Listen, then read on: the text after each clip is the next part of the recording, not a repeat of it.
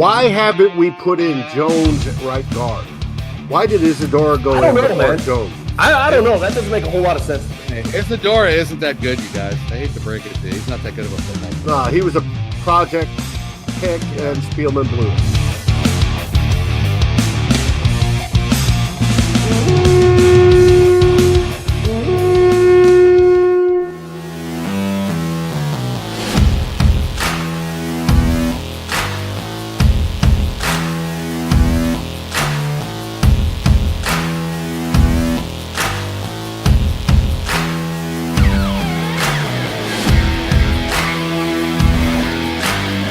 Good morning, Gjallarhorn, and we've got the gang back together. Both Drew and Ted are here today. Meow, meow. What's up, What guys? up, dudes? Are you guys drunk? No. I saw your last show. You guys were toasted. Dave was toasted. I was in complete control. I was in control. You were drunk too, but I doubt you were drinking Boilermakers. Whoa! Yeah, baby. Touche. 49-20. What was that all about? What? I don't get the joke. The Purdue Boilermaker. You get this. Shut up, Dave. You get the joke. You're a Big Ten guy. I like that. No. Come on. Anvil Neidhart, get with it.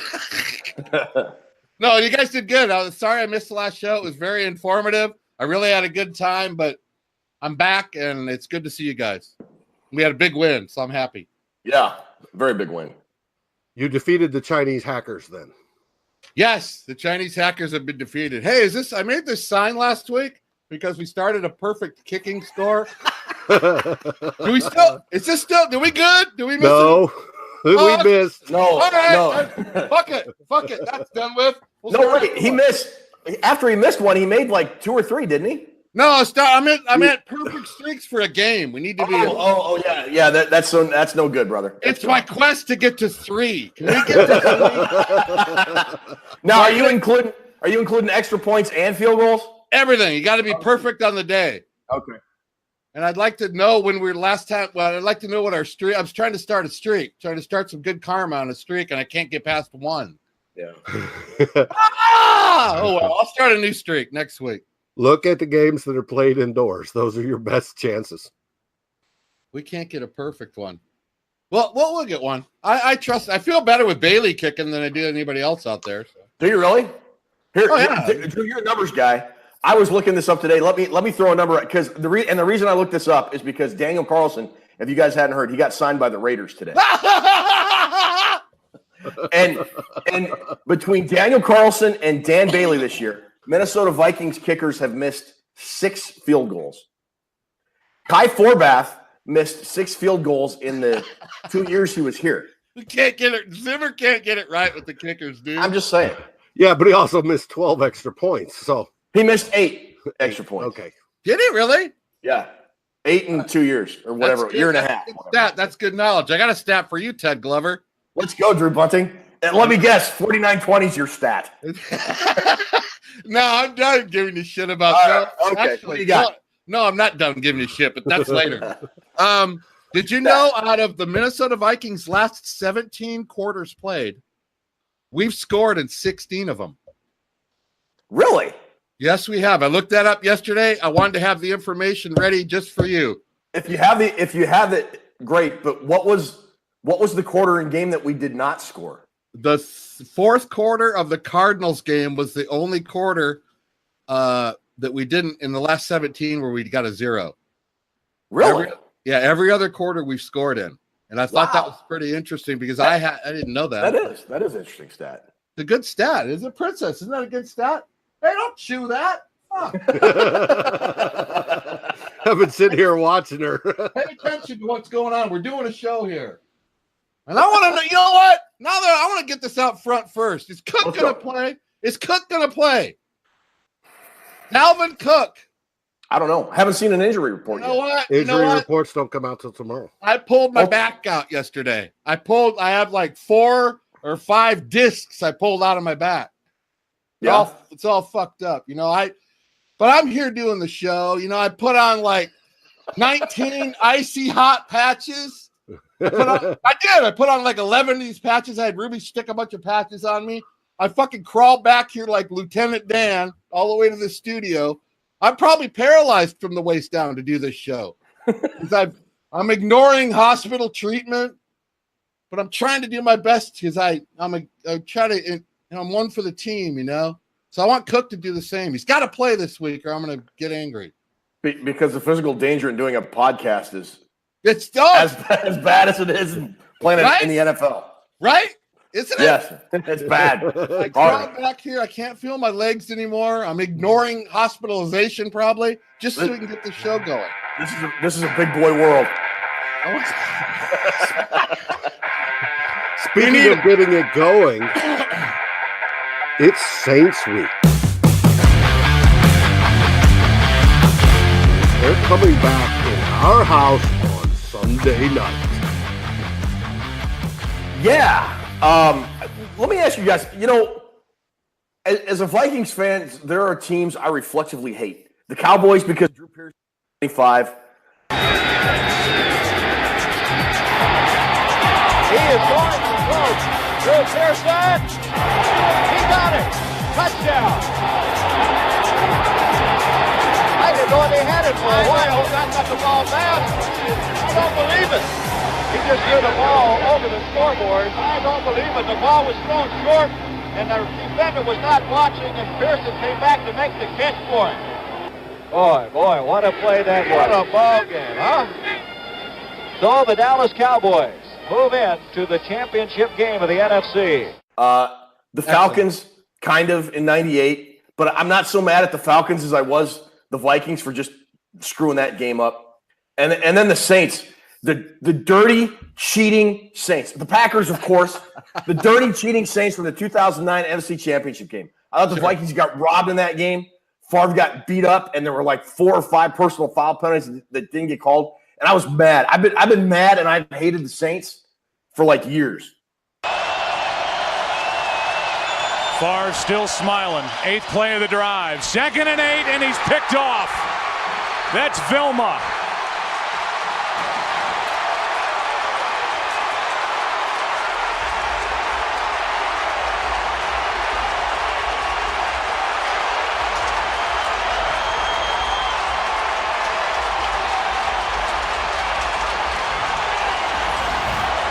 Favre needs help getting off the field.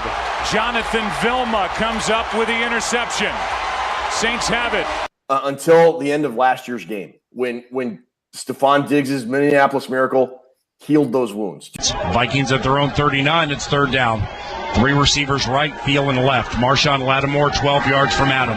Case on a deep drop. Steps up in the pocket. He'll fire to the right side. Caught by Diggs. Stay up. Oh my God. 30. No 10. Touchdown. Are you kidding me? It's a Minneapolis Miracle. Stephon Diggs and the Minnesota Vikings have walked on the New Orleans Saints. It's a 61-yard Minneapolis Miracle. You guys still have that hate, or are your wounds healed? I'll hate him forever. Okay. I carry my hate around on my sleeve, Ted. I don't just let it go. I don't let my hate hold grudges. I hate Frankie Muniz making fun of us on the Skull Chant on the sidelines. I hate Frankie Muniz, Sean Payton, whatever. I can't stand that guy. I don't let him off the hook. Okay. They didn't even ever beat down this week. Dave, what about you? Hate's an awful strong word. I very much dislike and love when the Packers lose. I can't stand that team. I can't stand their diva quarterback. I can't stand their coach. I can't stand that whole freaking upper part of the state. Right? Damn. Bring it. Bring the pain. The second on my list is the Cowboys. And it starts way back from the Drew Pearson push-off.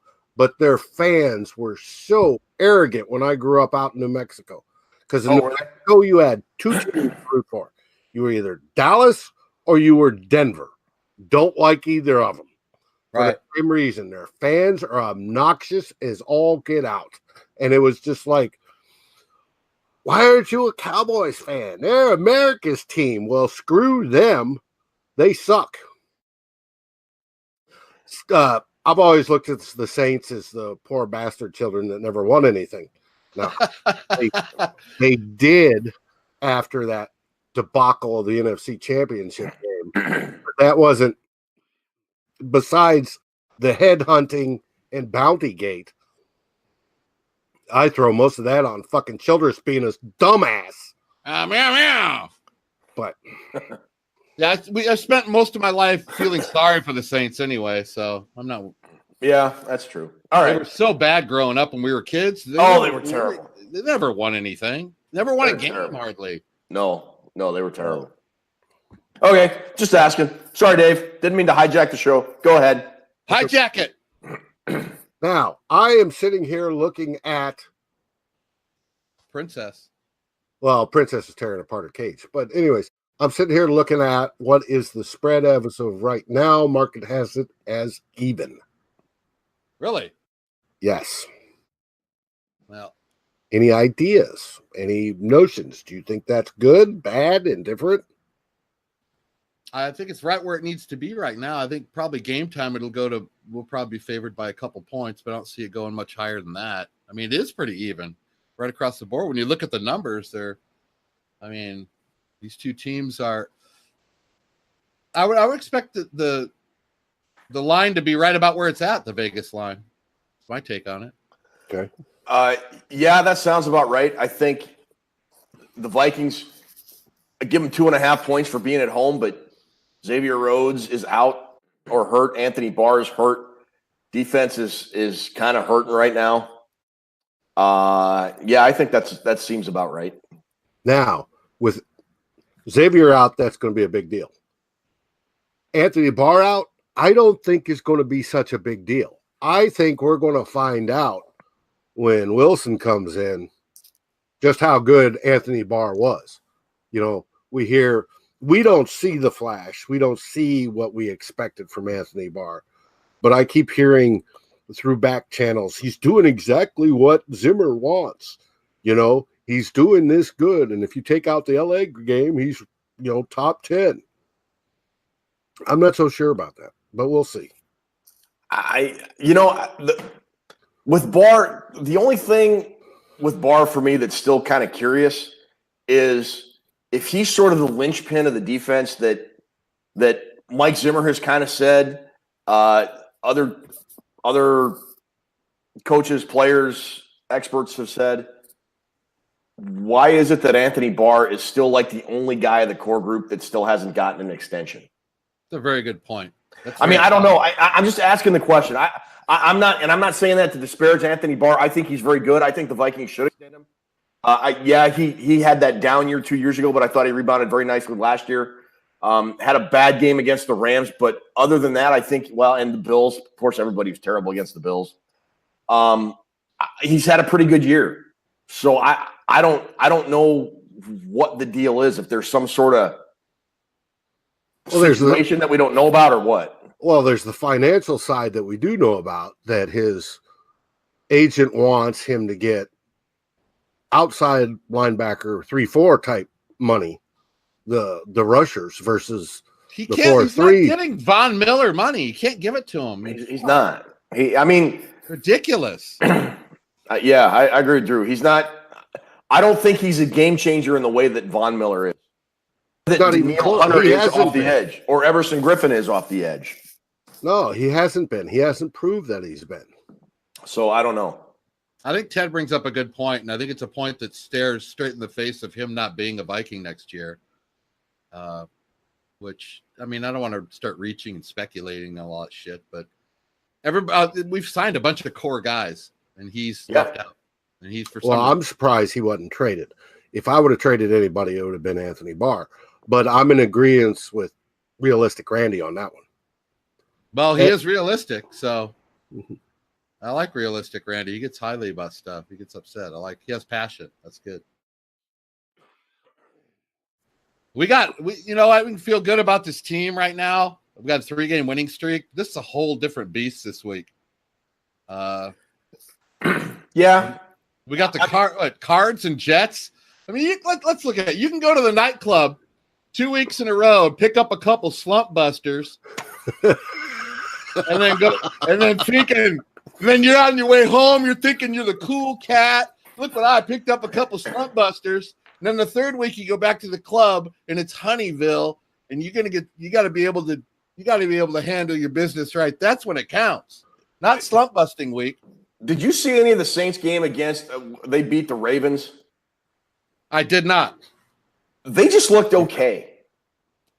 And I'm not saying the Saints aren't a good team. They're 5-1 or whatever it is. Oh, and the Ravens almost beat them.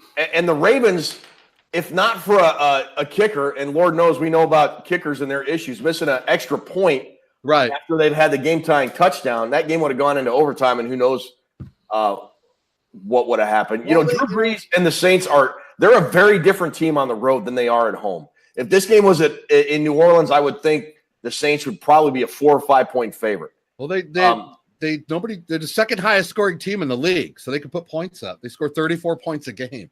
Yeah, but the Vikings defense has really kind of come around after that LA debacle, and I expect the game a lot like last year in the playoffs, very close, kind of back and forth, sort of going down to whoever has the ball last kind of thing.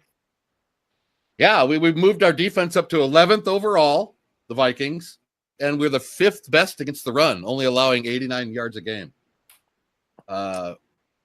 So we'll definitely our run defense is getting a little stouter by the way. Listen, guys, here's what these coaching staffs are going to do. They're going back to the most recent game, which is the Miracle game. The Vikings are going to look at the first half, and the Saints are going to be looking at the second half to figure out. I mean, it was a tale of two different halves. It very much was, yeah. Yep, they're both going to be studying each half individually, and the Vikings are going to be, what the hell did we do in the first half that we didn't do in the second? And I think the film study is all going to be from that game this week. I mean, I can't see him looking at any other tape because it's really recent, and it was a tale of two games. I mean, what the hell happened in the second half? Well, they'll look at the tape so far this season to see if there's any new players and other stuff that's going on. We what was it, 20-0 at halftime or something? It was crazy. We were 17-0. Dominating them. They couldn't even get a first down, it seemed like. No. In the second half, we couldn't stop them. So we got to figure out. I mean, that's kind of where we're at with this game. I mean, you can't. How many times have you seen Drew Brees get shut down like that? Not a lot. So. Not very often. And what really started working for the Saints, I think, in the second half, and I'd have to go back and rewatch the whole game. They started doing a lot more of underneath crossing rub route type stuff in the second half that got Michael Thomas open, that sort of opened up everything else. That led to them being able to take those shots downfield with Kamara in the fourth quarter and stuff like that. So I really expect the Vikings to try and stop that. I think they're really going to need to pressure Drew Brees. They didn't blitz a lot last year, and I kind of expect them to do a little bit more blitzing than they would on average if Xavier Rhodes is healthy and they think he can match up on Michael Thomas well. Yeah, I mean, the things you just mentioned, the short crossing routes and the rub routes, that's what we get. That's what hurts us. Yeah. We're not very good in those. Look what the Rams are doing to us. Misdirection and stuff. They're going to have to clean it up. It's all about pressure. If you don't pressure Brees, we're not going to win the game. No, not at all. I agree. But I think they're going to concentrate on that aspect of it. Yeah. It's going to be a hell of a game.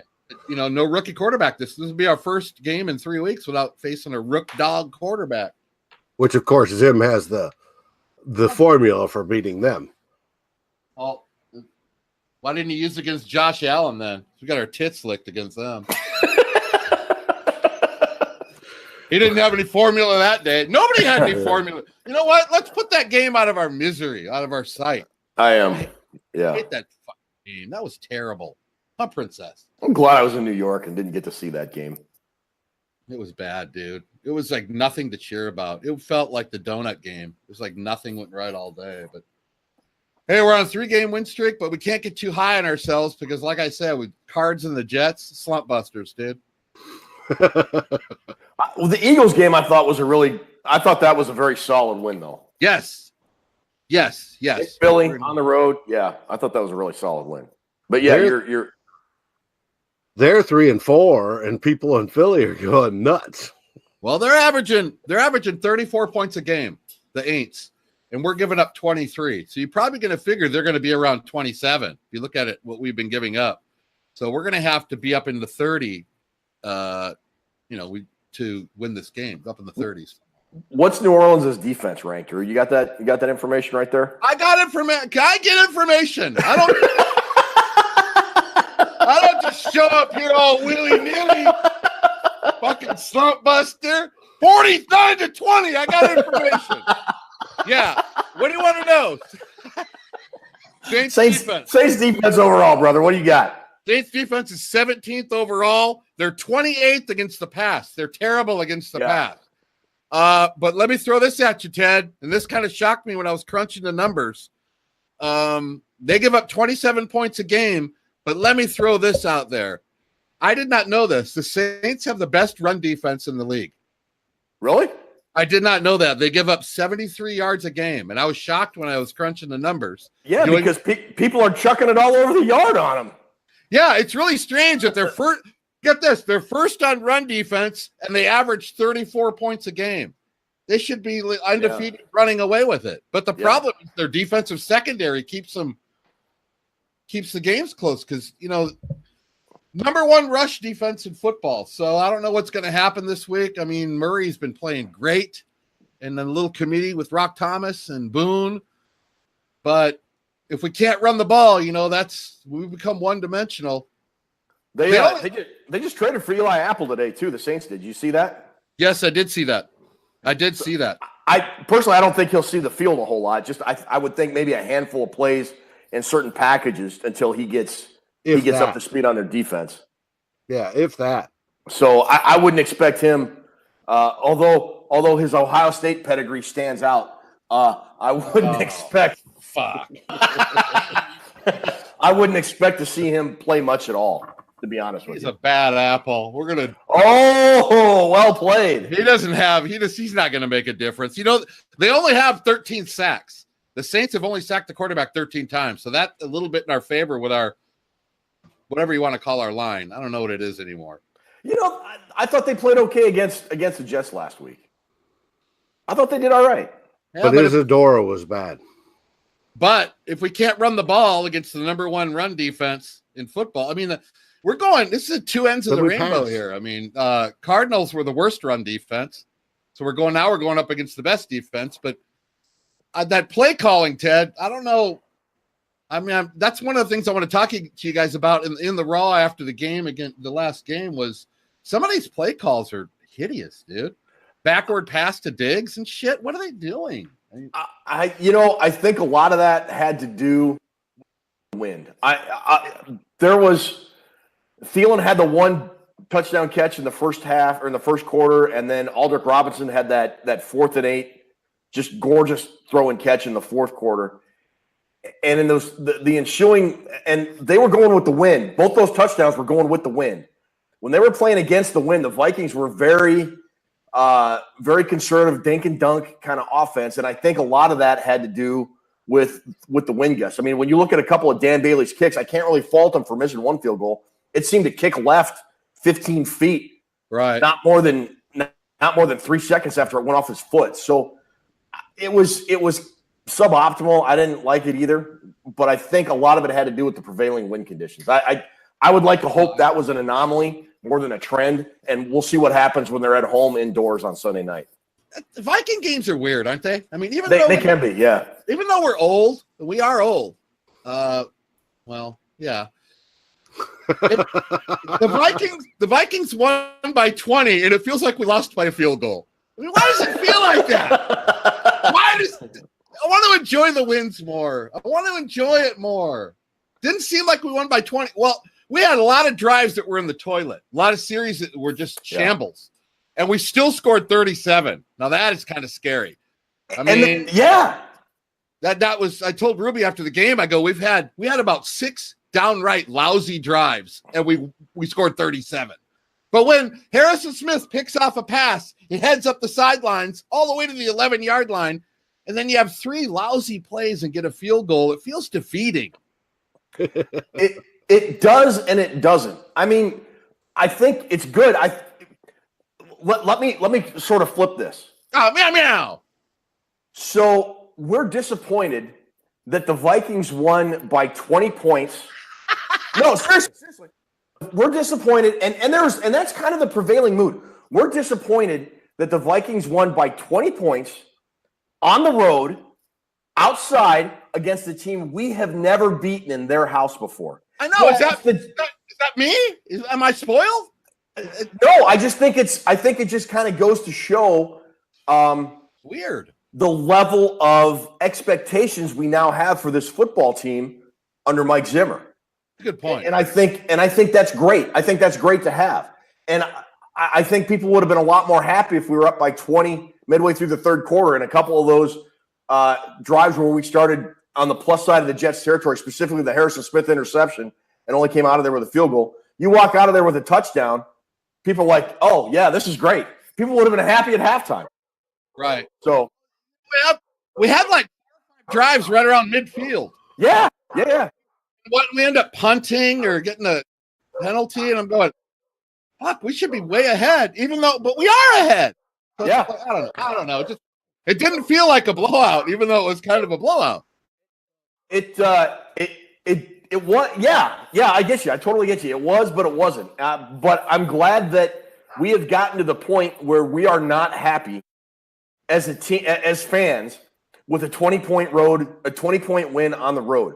And if we're not happy with that, how do you think Mike Zimmer and the Vikings feel about that? They're probably a lot less than satisfied and want a lot more of a complete win. I did hear in the group somebody mentioned about the presser where Zimmer said, we scored 37 and we won, but we could do a lot more. So at least he's, I'm glad to hear that. I like hearing that, because come playoff time, you can't leave the door open. You got to slam the door on some of these people. Not that the Jets are going to be there, but it's going to be an all-out aerial attack, gentlemen. We got the 6th best passing offense against the 7th best passing offense. We got Cousins, 2nd and 3rd in the NFL in passing yardage. We got a guy with 500 touchdowns. The ball's going to be flying all over the place. So this is kind of some breaking news. I'm just sort of following on Twitter and in our Daily Norseman Slack room. Apparently, multiple reliable sources are saying Everson Griffin is going to resume football activities tomorrow. Whoa! All right. Who's right? No, wait. Who's right? Who called that shit? Did you call it? Fuck yeah! I said, yeah. Fuck yeah! I said week 8, princess. Now I don't know who those quote unquote reliable sources are, but if it's multiple, I would think that seems pretty significant. And that, Drew, you talked about the Vikings having to put pressure on Drew Brees. That will go a long way to do that. Hell yeah! I'm taking him in the game of Skull just to show my support. Hey, man, that is great. That's good breaking news. I like when you break news, 49-20. I like when you break news. Was it 49-20 or 59-20? I can't remember. It was 3 points. The Boilermakers won on a last-second field goal. Hey, Everson Griffin released a statement. You want me to read it? Yes, read it right now. Read it. Being around my teammates and coaches is something I have missed for several weeks. While this is an exciting and positive move forward for me, it is only the next step in a longer process. I look forward to once again putting in the work with the guys and contributing to this team in any way I can. My larger focus remains on addressing my personal health, and I'm hopeful the time will come when I feel comfortable sharing my story and using my platform to bring awareness to these issues. I continue to be extremely grateful for the constant support from my family, my teammates, the Vikings organization, and our tremendous fans. So it sounds like he's coming back. Everson. Yeah, this show's for Everson, baby. Man, that's awesome. You know what? That team is going to be fired up now. Fired up. Andrew Kramer has announced Everson Griffin will return to the team in practice tomorrow. GM Rick Spielman. Oh, man. We have been in communications with Everson's medical professionals throughout this process, and we have relied on his recommendations regarding the appropriate next steps for Everson. So it sounds, boys, Everson Griffin is back, and I, for one, couldn't be happy. Big round of applause for Everson Griffin. Happy to have you back, big man. Hey, give me my phone. I'm going to call Drew Brees right now so he can start. Fucking Drew Brees can start shitting his little midget pants. His little fucking pull-ups. You don't like the sound of that. He's His gonna be midget pants. not midget. Drew Brees went to Purdue, so I hope he gets beat up pretty bad. Just saying. Molly midget. We love him. I hope Jalen Holmes sacks him and loses. He loses like 25 yards and the football. Before I forget, I wrote it down in my notes. See? Look. This is what Drew does. He doesn't drink beer. He takes notes. Look. Notes. Look. What do you got? What you got? That second touchdown by Murray. When he ran through showed the replay. Did you see who Elfline destroyed? And you mentioned it on the Raw show about Elfline's block. I wasn't sure who it was he blocked, but he made it was Darren Lee. He crushed him. He crushed it. Ohio State on Ohio State crime. I was gonna message you when it happened and go, "That's beautiful, dude." That was a great block. Great block. But it was Darren played a great game. Yeah, it was a great game. Great game for him, I thought. Tackling is nobody thinks about tackling anymore. It's really a lost art in the league. It's a lost art with fans, and it bothers me. But that was a great block. As a fan, I think I could tackle pretty well. Let me ask you guys. Do you guys know who Darius Leonard is? I used to sing for Hootie and the Blowfish. No, that's Darius Rucker. I'm sorry. Rock me, baby, like a wagon wheel. That's Darius Rucker. You are correct. The Dolphins make him cry. No, do you know who Darius Leonard is? I do not. I'm sorry. Dave. Nope. Nobody knows who Darius Leonard is. That proves my point. He leads the NFL in tackles with 79. Nobody keeps track of tackles. Nobody cares about Who's he play for? He plays for the Colts, number 53. He's a great linebacker. He has 79 tackles, 2 forced fumbles. Darius Leonard's a hell of a football player. But my point is, tackling is like the dinosaur. It's getting run out. It's like the Bay City Rollers. Nobody listens to them anymore. Nobody cares about them anymore, you know? Hey, Saturday Night was a great song. That was a bad example, wasn't it? But you know what I mean?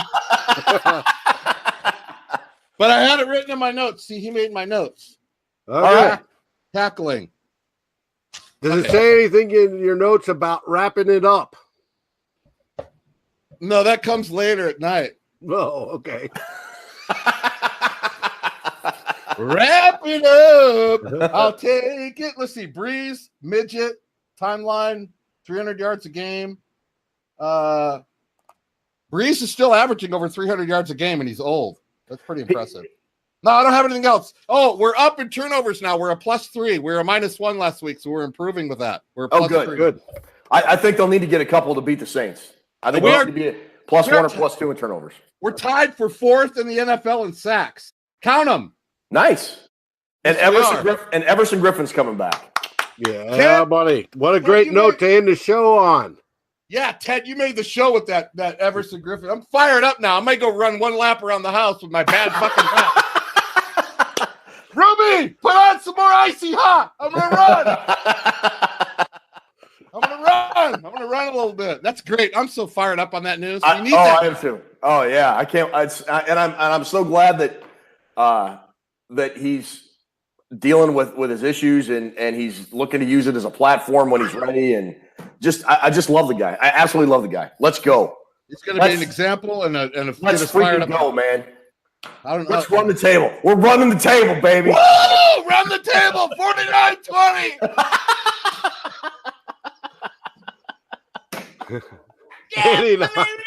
All right. Yeah. No. What have you got to say, Drew? I say meow meow, Viking cow. No. Ted, what do you got? Skull Vikes. I'm looking for a big win Sunday night. I think we get it. I mean, we don't do predictions. Wait, Ted was almost on with his prediction. So I think Ted should give us our spicy prediction of the week every week because I'm not predicting anymore. I'm a bad luck. Let's see. I'm going to go 24-20 Vikings. And Everson Griffin gets the game-ending sack in the 4th quarter. Oh, hell to the yeah. There's your spicy take, boys. Oh, yeah. Sam Adams, 1 beer, Oktoberfest. Hey. No lima bean beer either. No lima bean. job, you guys. Great job. Everybody, thanks for watching. Hit the like button, hit the subscribe button, ring the damn bell, and yell, "Skol!" I take notes. I don't sit around doing nothing. I study for my score.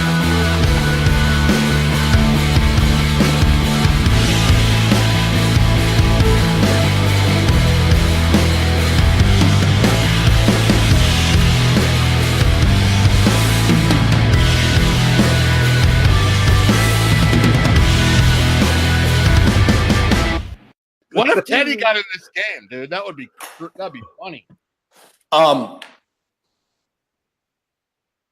Vikings Twitter would explode. Yes, it would.